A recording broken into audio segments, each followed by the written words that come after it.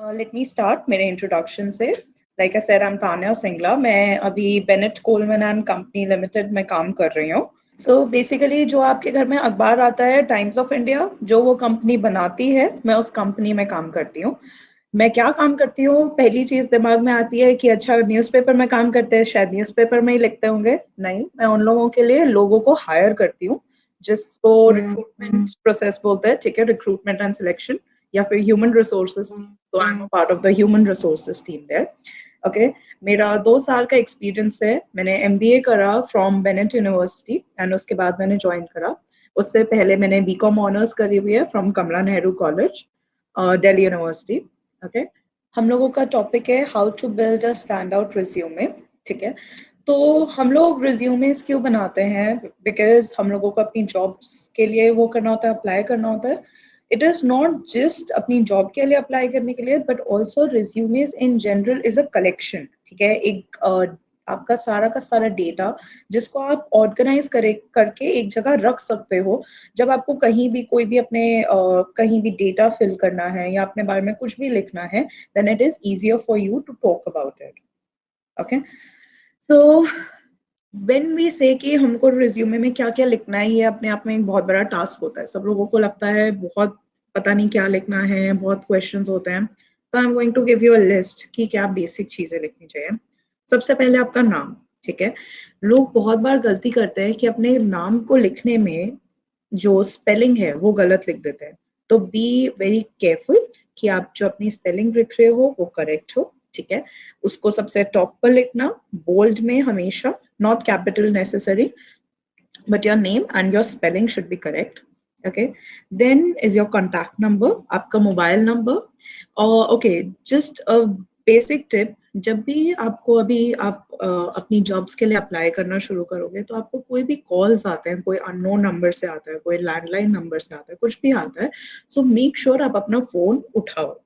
ठीक है, बिकॉज जब रिक्रूटर्स कॉल करते हैं और आप उनका फोन नहीं उठाते तो बहुत आसानी से ये हो सकता है कि आपको कॉल बैक नहीं करेंगे। ठीक है, तो be very particular about that. Contact number भी अगेन 3 बार अपना कॉन्टैक्ट नंबर चेक करो बिफोर आप अपना रिज्यूमे फाइनलाइज करते हो। एक डिजिट भी इधर उधर और आपकी वो जॉब अपॉर्चुनिटी हाथ से चली जाती है। ठीक है, then is your email ID. जितना इम्पोर्टेंट आपका कॉन्टैक्ट नंबर है उतना ही इम्पोर्टेंट आपका ईमेल आईडी है। क्या होता है कि कभी कभी हम लोग जब इंसान को कांटेक्ट नहीं कर पाते तो हम लोग उनको ईमेल्स लिख देते हैं दैट हम लोग आपको वो करने की कोशिश कर रहे थे, पहुंचने की, but we could not reach you. तो इफ यू आर इंटरेस्टेड, हमारी ये जॉब है, तो आप हमको कॉल बैक कर सकते हैं। तो कीप बी वेरी केयरफुल कि आप अपनी जो ईमेल्स हैं उनको रेगुलरली चेक करो। जिस भी नाम से आ रही हैं, अगर आपको पता है कि वो ईमेल फालतू है, इवन देन चेक इट। ठीक है, यू नेवर नो कि कभी कभी ऐसी चीजें मिस आउट हो जाती है। That is including your spam folder, including your inbox. और अगर आपने फर्दर कोई और भी इनबॉक्सेस बनाए हुए हैं तो उसमें भी हर बार अपनी ईमेल्स को बहुत रेगुलर बेसिस पे चेक करो। ओके, नेक्स्ट इज आपका एड्रेस। क्या होता है कि जैसे हम लोगों को देखना है कि कोई मुंबई के लिए हायर करना है। ठीक है, तो जब आपका मुंबई के लिए मुझे एक पर्टिकुलर एरिया में हायर करना है, जैसे सपोज वहां पे जगह है एक नवी मुंबई करके, अगर आप अपना एड्रेस देते हो कि हाँ मैं नवी मुंबई में ही रहता हूँ या रहती हूँ, तो उसमें हम लोगों को हायर करने में आसानी हो जाती है। वेरएस अगर आप एड्रेस नहीं दोगे और आप रहते हो नवी मुंबई में और मैं किसी को हायर कर रही हूँ साउथ मुंबई में, तो आपस में उनका 2 घंटे का डिफरेंस है। ठीक है, तो उसमें कोई बहुत बड़ी प्रॉब्लम हो सकती है। तो अपना एड्रेस हमेशा पूरा कंप्लीट मेंशन करो, मतलब घर का नंबर से लेके कौन सी गली, कौन सा अपार्टमेंट, ठीक है, कौन से सेक्टर में, विद पिन कोड। ठीक है, कि कौन से स्टेट में है पिन कोड, एवरीथिंग, और complete address when you are talking about it. Okay, next is your objective and brief. Okay, so objective and brief में क्या होता है, यहाँ पे हम लोग, इसमें लोग बहुत कंफ्यूज होते हैं। इसमें लोग ये करने की कोशिश करते हैं कि वो ये बताते हैं कि ये जॉब मेरे लिए कैसी अच्छी है। ठीक है, बट आपको ये नहीं बताना। आपको उनको ये बताना है मैं इस जॉब के लिए क्यों अच्छा हूँ या फिर क्यों अच्छी हूँ। मेरे में वो कौन सी चीजें हैं, कौन सी क्वालिटीज हैं जो कि इस जॉब के लिए मेरे साथ मैच करती हैं। ठीक है, जैसे कि मैंने कहा कि मैं एक रिक्रूटर हूँ, तो रिक्रूटर में लोगों को हायर करने के लिए ये होता है कि मुझे जानना चाहिए कि इंडस्ट्री में अभी क्या चल रहा है, कौन सी कंपनी में किस टाइप के जॉब्स होते हैं, ताकि हम लोग उन जॉब्स से हायर कर सके जो हमारे साथ मैच करता है। ठीक है, मेरे को नेटवर्किंग अच्छी करनी चाहिए, मेरे कम्युनिकेशन स्किल्स अच्छे होने चाहिए। तो वो सारी चीजें अपनी ब्रीफ में मैं ऐसा लिखूंगी कि I have an I for talent. ठीक है, I can understand industry trends, I am aware of what is going on in various companies। ऐसे करके आप लिखोगे एंड इन अलाइनमेंट कि आप उस पर्टिकुलर ऑर्गेनाइजेशन के लिए क्यों अच्छे हो। जैसे सपोज हम लोग बात कर रहे हैं सेल्स की। ठीक है, अगर आपको कुछ बेचना है तो आप उसमें कैसी बात करोगे, आपको कम्युनिकेशन स्किल्स अच्छे होने चाहिए, आपके नेगोशिएशन स्किल्स अच्छे होने चाहिए। हम लोग क्या करते हैं कि जब हमारी मॉम सब्जियां खरीदती हैं तो क्या करती हैं, नहीं नहीं भैया 2 रुपए कम कर लो, 3 रुपए कम कर दो, उधर से सब्जी वाला भी वो करता है। वैसे ही आपकी सेल्स में भी नेगोशिएशन होती है। ठीक है, कि आप ये हमारा प्रोडक्ट क्यों खरीदो, क्यों ये अच्छा है, कैसे ये आपको बेनिफिट करेगा, और हमारी कंपनी से ही क्यों खरीदो, किसी कंपटीशन से क्यों नहीं। सो उसमें आपके कम्युनिकेशन स्किल्स, आपके नेगोशिएशन स्किल्स, आपकी अवेयरनेस कि आपको कितना पता है मार्केट के बारे में, अपने कंपटीशन के बारे में, अपने प्रोडक्ट के बारे में, अपनी कंपनी के बारे में, उन सारी चीजों की टेस्टिंग होती है। ठीक है, तो उसमें आपको लिखना है कि मेरे को इस चीज की अंडरस्टैंडिंग है और मैं इस तरीके से आपकी ऑर्गेनाइजेशन को मदद कर सकता हूँ। तो इस तरीके से आपको अपना ब्रीफ अपने बारे में लिखना है कि मैं इस जॉब के लिए क्यों अच्छा हूँ, ना कि ये जॉब मेरे लिए क्यों अच्छी है। ठीक है, उसके बाद नेक्स्ट चीज है हमारी लैंग्वेज। कभी कभी होता है कि हम लोगों को किसी पर्टिकुलर जगह पे, जैसे किसी स्टेट में है आप, अगर आप चेन्नई में बात करते हो तो किसी को तमिल आनी चाहिए, अगर आप मुंबई में रहते हो आपको मराठी आनी चाहिए। ठीक है, अगर आप गुजरात में हो तो गुजराती आनी चाहिए, आप दिल्ली में हो तो आपकी हिंदी बहुत अच्छी होनी चाहिए। तो इसीलिए आप अपनी लैंग्वेजेस मेंशन करो कि मुझे ये वाली लैंग्वेजेस आती हैं। ठीक है, उसमें कभी कभी उस तरीके से भी आपकी जॉब अपॉर्चुनिटीज बढ़ जाती है। कभी कभी ये होता है कि जस्ट बिकॉज आपकी स्किल्स प्रोबेबली उस जॉब से मैच नहीं करती, बट बिकॉज आपको वो लैंग्वेज आती है उसके कारण वो आपको ट्रेनिंग देके उस जॉब के लिए ले सकते हैं।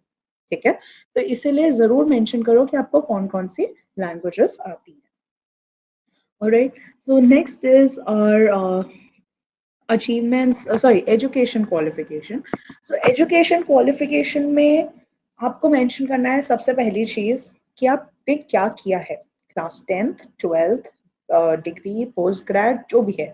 ये मैं आपको सिर्फ और सिर्फ अभी के हिसाब से रिज्यूमे बिल्डिंग नहीं बता रही हूँ, मैं आपको फ्यूचर के हिसाब से बता रही हूँ। रिज्यूमे हमेशा ऐसे बनाने चाहिए कि आप अपने लिखो class 10th, class 12th, graduation, post graduation, कोई भी डिप्लोमा, कोई भी एनीथिंग जो आप एजुकेशन रिलेटेड करते हो उसको लिखो। उसके आगे आपने कौन से स्कूल, कॉलेज, यूनिवर्सिटी से किया है वो लिखो। आप कौन से साल में पास आउट करे वो लिखो। अगर आप अभी भी वो चीज कर रहे हो तो लिखो परस्यूइंग। ठीक है, PURSUING, वो चीज मेंशन करो कि I am still pursuing this course. And lastly अपनी परसेंटेज जरूर लिखो। जस्ट बिकॉज कभी कभी ये होता है कि आपकी परसेंटेज कम आई है तो आपको लगता है कि हमको ये चीज नहीं बतानी चाहिए। ठीक है, बट ऐसा जरूरी नहीं होता। आपको अपनी परसेंटेज बतानी चाहिए क्योंकि दूसरे इंसान को ये लगता है कि ये क्या छुपाने की कोशिश कर रहा है या कर रही है। ठीक है, ये वो अज्यूम कर लेता है कि अगर आपकी परसेंटेज अच्छी भी होगी बट बिकॉज आपने मेंशन नहीं करी तो वो ये सोचता है कि इसके बाद हम लोगों ने ये बात करी एजुकेशन क्वालिफिकेशन की। नेक्स्ट है आपकी अचीवमेंट और सर्टिफिकेशन। अगर आपने अपनी स्कूल लाइफ में, अपने कॉलेज लाइफ में कोई भी अचीवमेंट्स करी है, ठीक है, वो अचीवमेंट हो सकती है आपकी स्पोर्ट्स की फील्ड में। ठीक है, वो आपकी हो सकती है पढ़ाई की फील्ड में। अगर आपने सपोज बहुत अच्छे नंबर आए, आपके क्लास में आपने टॉप किया, आपके स्कूल में आपने टॉप किया, या आपके सारे सेक्शंस में आपने टॉप किया, वो चीज मेंशन जरूर करें, टॉपर ऑफ क्लास दिस। ठीक है, अगर आपने स्पोर्ट्स में आप कैप्टन रहे हो या आप किसी टीम का पार्ट रहे हो, वो चीज जरूर मेंशन करो। या फिर अगर आपकी को करिकुलर एक्टिविटीज है, को करिकुलर एक्टिविटीज कौन सी होती हैं, जैसे आपकी डांसिंग हो गई, सिंगिंग हो गई, ड्रामा हो गया, ये सारी चीजें आपकी को करिकुलर एक्टिविटीज का पार्ट है। अगर आप इनमें से किसी की चीज की क्लासेस लेते हो या आपने कोई कंपटीशन में पार्ट लिया, और वो ये जरूरी नहीं है कि आपके स्कूल या कॉलेज में ही हुआ हो, अगर आपने अपनी पर्सनल लाइफ में भी वो चीज करी है तो उसको मेंशन करो। ठीक है, उससे इंसान को पता चलता है कि हाँ, इसको सिर्फ और सिर्फ पढ़ाई के बावजूद इसने कुछ और भी किया है अपनी लाइफ में, कुछ और भी पाने की कोशिश करी। ठीक है, और ये इसने अपने आप को सिर्फ वहां पे पढ़ाई पर रोका नहीं, अपने आप में कुछ और बदलाव लाने की कोशिश करी, अपने आप में कुछ सीखने की कोशिश करी। ठीक है, तो इसमें आपकी अचीवमेंट हुई, कोई आपको सर्टिफिकेट मिला, आपने किसी डिबेट में पार्ट लिया, कोई कंपटीशन में पार्ट लिया, कुछ भी, वो चीजें हमेशा आपको लिखनी चाहिए। ठीक है, सो ये सारी है कि आपको क्या क्या इंक्लूड करना चाहिए अपनी खुद की रिज्यूमे में। अभी अभी आप लोग सब लोग पढ़ रहे हो, तो इसीलिए आपका लास्ट वाला पॉइंट जो आता है विच इज एक्सपीरियंस, वो आपका क्वालिफाई नहीं करता। मगर ये मैं आपको फ्यूचर रेफरेंस के हिसाब से बता रही हूँ। जब आप कभी भी अपने एक्सपीरियंस के बारे में लिखते हो, लिखो कौन सी कंपनी में आप काम करते हो, कितने साल से आप काम कर रहे हो, जब से आपने शुरू किया से लेकर, अगर आप अभी भी हो तो स्टिल वर्किंग, या फिर अब उससे लेकर 2018 से लेकर 2020 तक, 2020 से लेकर 2021 तक, ऐसे करके साल मेंशन करो। ठीक है, एंड उसके अलावा कि आपकी कौन सी डेजिग्नेशन है वहां पे, ये तीन चीजें आपको अपने एक्सपीरियंस बताते हुए जरूर मेंशन करनी है। उसके बाद पॉइंट में लिखो कि आप वहां क्या क्या काम करते हो। जैसे फॉर एग्जाम्पल, मैं अभी आपको बताया कि मैं रिक्रूटमेंट करती हूँ। ठीक है, तो रिक्रूटमेंट में आई कैन मेंशन कि मैं लोगों को हायर करती हूँ, मैं उनके कम्युनिकेशन चेक करती हूँ, मैं इंडस्ट्री को पढ़ती हूँ कि कैसे मार्केट में काम होता है, दूसरी कंपनियों में कौन कौन से लोग होते हैं, कौन सी कंपनीज में हायर करते हैं। ठीक है, वैसे ही मैं उसके लिए एक पूरी पाइपलाइन बनाती हूँ। पाइपलाइन का क्या मतलब होता है कि अगर मेरे को एक रोल के लिए हायरिंग करनी है और उसके लिए वो इंसान ऑलरेडी हायर हो गया, मगर अगर मेरे को आगे चल के फिर से उसके लिए हायरिंग करनी हो तो मैं और लोगों की एक लिस्ट बना लूँ। ठीक है, कि ये मेरे लोग हैं, तो मैं ये सारी चीजें अलग अलग पॉइंट्स में मेंशन करूंगी कि मैं ये काम करती हूँ, ताकि अगर कोई फ्यूचर में मेरा वो देखे, सीवी देखे या रिज्यूमे देखे, तो वो समझ सके कि अच्छा ये काम करती है और हमको क्या चाहिए। ठीक है, अगर वो ये जान पाएगा कि आप क्या करते हो, तभी वो उस हिसाब से आपको हायर करेगा। तो अपने एक्सपीरियंस के बारे में जरूर अच्छे से मेंशन करो, और प्रेफरेबली ज्यादा रिकमेंडेड होता है कि उनको बुलेट्स में मेंशन करो, पूरा पैराग्राफ बना के मत लिखो। ठीक है, अगर आपकी जो कंपनी है वो बहुत छोटी सी कंपनी है, जो आपको लगता है कि शायद लोगों को उसके बारे में नहीं पता होगा, तो आप 2 से 3 लाइनें, ज्यादा नहीं। लोग क्या करते हैं, पूरा का पूरा पैराग्राफ 10-10 लाइनें अपनी कंपनी के बारे में लिख देते हैं, वो नहीं, सिर्फ 2 से 3 लाइनें कि ये कौन सी इंडस्ट्री का हिस्सा है, वो कंपनी क्या करती है और वो किस चीज में सबसे अच्छा परफॉर्म करती है, ये 2-3 लाइनों में आप अपनी कंपनी के बारे में भी लिख सकते हो। ठीक है, तो ये है आपका एक्सपीरियंस। एक्सपीरियंस में अपने रिज्यूमे को अच्छा बनाने के लिए आप लोग उस कंपनी का लोगो भी लगा सकते हो। ठीक है, तो ये है हमारा थिंग्स टू इंक्लूड। तो अब हम लोग सबसे पहले दिमाग में ये सारी चीजें आती है, उसके बाद आता है हम लोगों को अपना रिज्यूमे बनाना है बहुत सुंदर। ठीक है, कि वो देखने वाला बस देखता ही रह जाए कि पता नहीं क्या हम लोग ऐसा रिज्यूमे में हीरे लगा दें कि उन लोगों को बस हमारा रिज्यूमे पसंद आ जाए। तो उसके लिए हम सबसे बड़ी गलती क्या करते हैं कि हमको लगता है अगर हम अपने रिज्यूमे में पिक्चर डाल देंगे या बहुत सुंदर सी फोटोज लगा देंगे तो वो बहुत अच्छा बन जाएगा। ठीक है, बट ऐसा जरूरी नहीं है, आपको बहुत बेसिक रखना है। फॉर एग्जाम्पल, जो फॉन्ट होता है, ठीक है, फॉन्ट जो है वो सिर्फ और सिर्फ कुछ पर्टिकुलर उसका रखना चाहिए जो कि स्टैंडर्ड हो। स्टैंडर्ड मतलब पूरे के पूरे आपके रिज्यूमे में वो एक ही फॉन्ट हो। जो फॉन्ट मैं सबसे ज्यादा रेकमेंड करती हूँ वो है कैलिब्राई। ठीक है, टाइम्स न्यू रोमन, एरियल, या फिर कैलिब्राई बॉडी। ठीक है, ये आपके 3-4 ऐसे हैं जिनको प्रोफेशनल उसमें सबसे अप्रोप्रिएट माना जाता है और जो आपका फॉन्ट है वो पूरे रिज्यूमे में सेम रहना चाहिए। ठीक है, ये नहीं कि कहीं से कहीं कुछ और है, कहीं कुछ और है। और अगर हम कहीं से कुछ उठा रहे हैं, कहीं से कुछ कॉपी पेस्ट कर रहे हैं, तो यहाँ पे हम सबसे बड़ी गलती कर देते हैं कि हम फॉन्ट चेंज नहीं करते। ठीक है, वो दूसरे इंसान को पता चल जाता है कि अच्छा ये कहीं से उठाया हुआ है, वो हमको उनको नहीं बताना। चाहे उन मतलब सबको पता है कि हर कोई कॉपी पेस्ट करता है, बट इसका मतलब ये नहीं कि हम लोग बता दें उनको।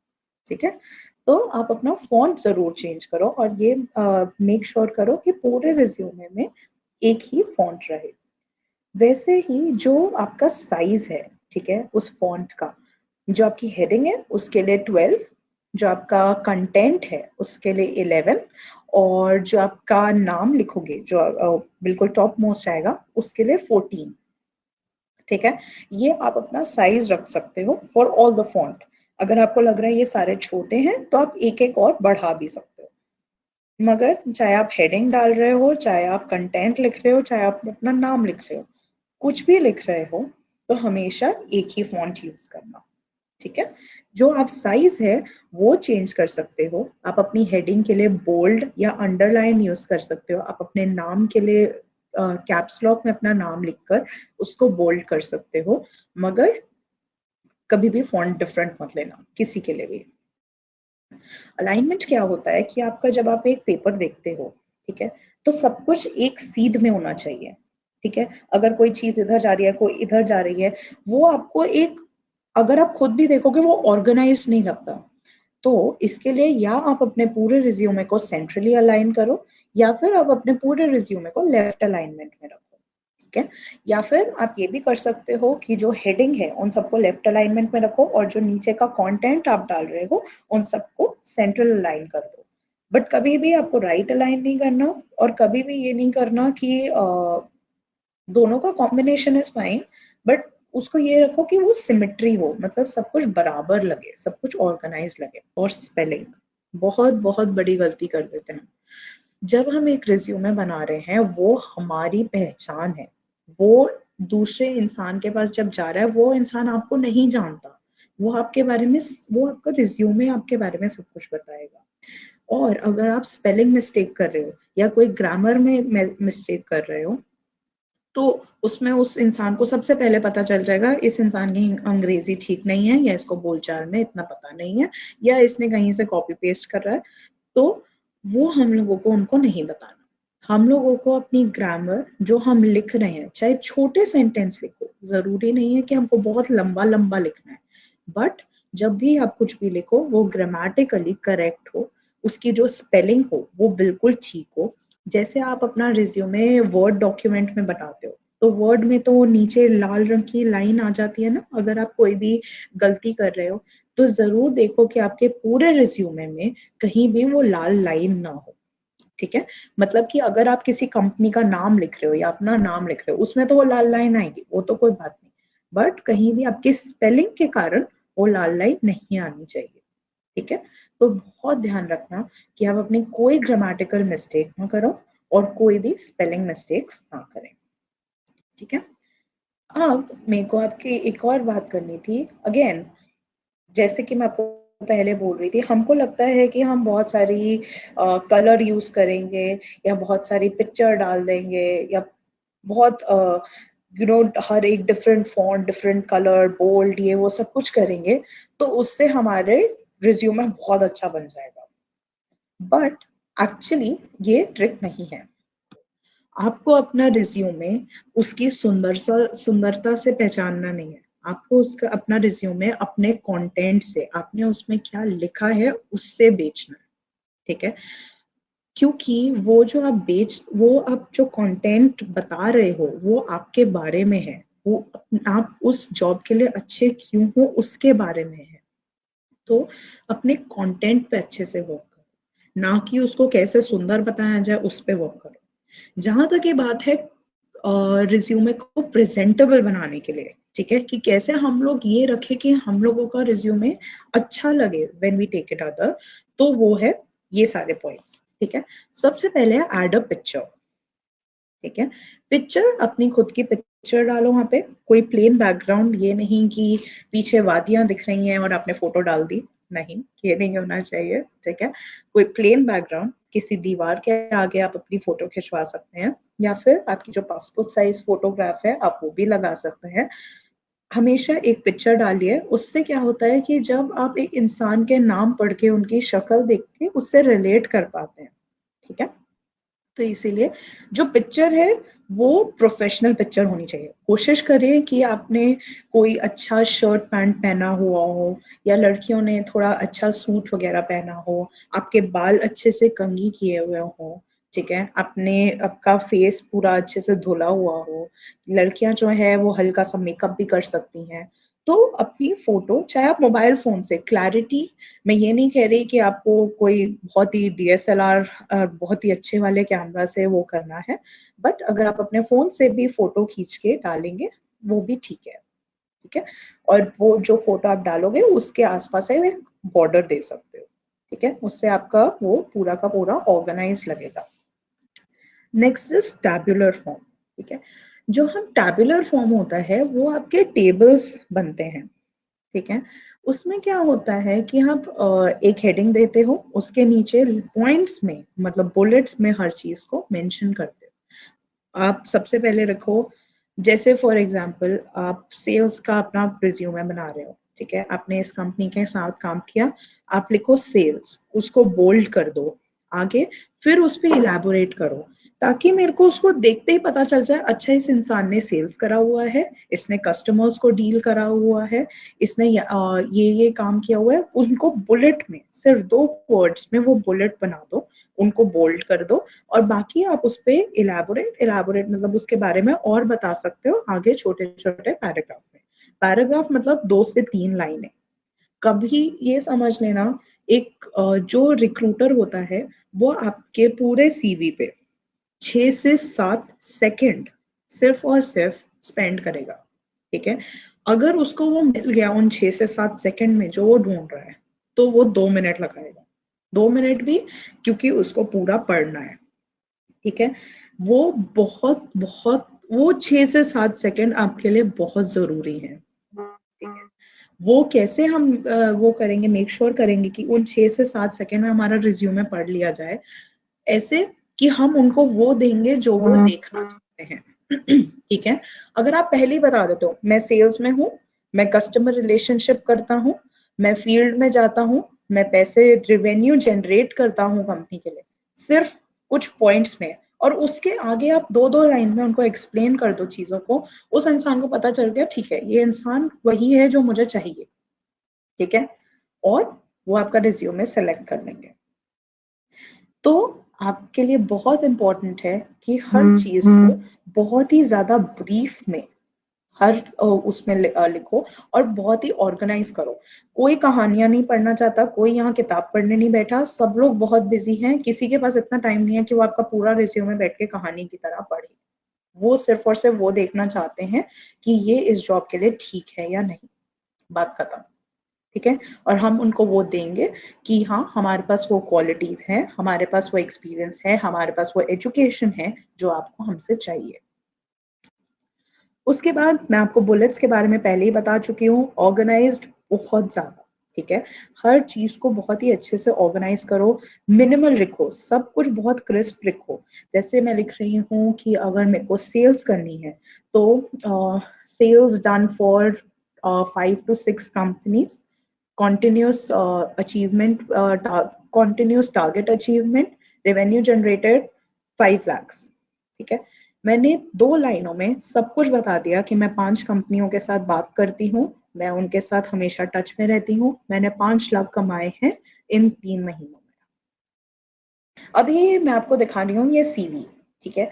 ये एक इंसान का सीवी है जो कि एक ग्राफिक डिजाइनर है। अब आप खुद देखो, उसमें उसने बहुत सारी फोटोज डाल दी हैं, बहुत तरीके के फॉन्ट यूज करे हैं, बहुत सारा कलर यूज किया है, ठीक है, सब कुछ बहुत ऊपर नीचे से यूज किया है। क्या आप वो पढ़ पा रहे हो जो आपको चाहिए?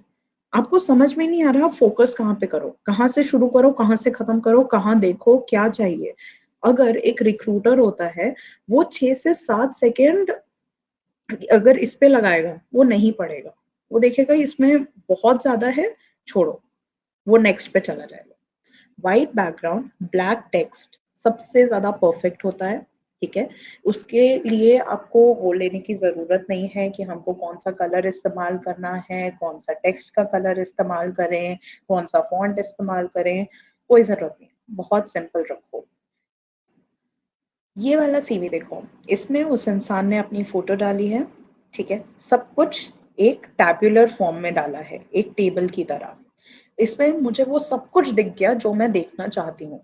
वो क्या कर रहा है, उसका ईमेल आईडी और उसका फोन नंबर क्या है, वो अभी क्या एजुकेशन कर रहा है। इसमें वो जहां उसने एक गलती कर दी वो है अपने कलर में। ठीक है, आप देख सकते हो जो उसने कलर इस्तेमाल किया है वो ग्रे है। ग्रे से क्या होता है कि आपको दिखता कम है। अभी वो रिज्यूमे कितना ज्यादा लाइट है, उसमें हम लोगों को देखने में अपने आंखें खर्च करनी पड़ेगी, ये नहीं होना चाहिए। जो कलर है वो डार्क कलर यूज करो। अगर आपको ब्लैक नहीं पसंद, आपको लगता है नहीं मुझे कुछ और ही कलर डालना है, dark green, dark blue, brown, dark brown होगी, डार्क कलर्स डालो, वो भी वाइट बैकग्राउंड पे। ठीक है, उससे क्या होगा कि आपका जो वो है वो दिखेगा सब लोगों को क्लियरली, उनको अपना दिमाग खर्च नहीं करना, उनको अपनी आंखें खर्च नहीं करनी, उनको सब कुछ सामने दिख गया कि अच्छा ये इंसान ये कर रहा है, इसने ये क्वालिफिकेशन है, ये करना चाहता है, इसका ये डिटेल्स हैं, एंड डन।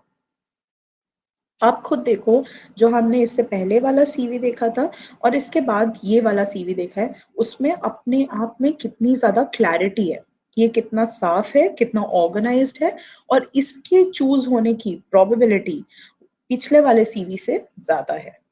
ठीक है, क्योंकि ये क्लियर लिखा हुआ है। तो मैं आपको सिर्फ यही बोलूंगी बार बार, जो सबसे ज्यादा फोकस करना है अपने कंटेंट पे करो, इस पर नहीं कि हम लोग उस चीज को कैसे सुंदर बना सकते हैं, या कौन सी पिक्चर्स ऐड कर सकते हैं, या कौन सा कलर बना सकते हैं, नहीं।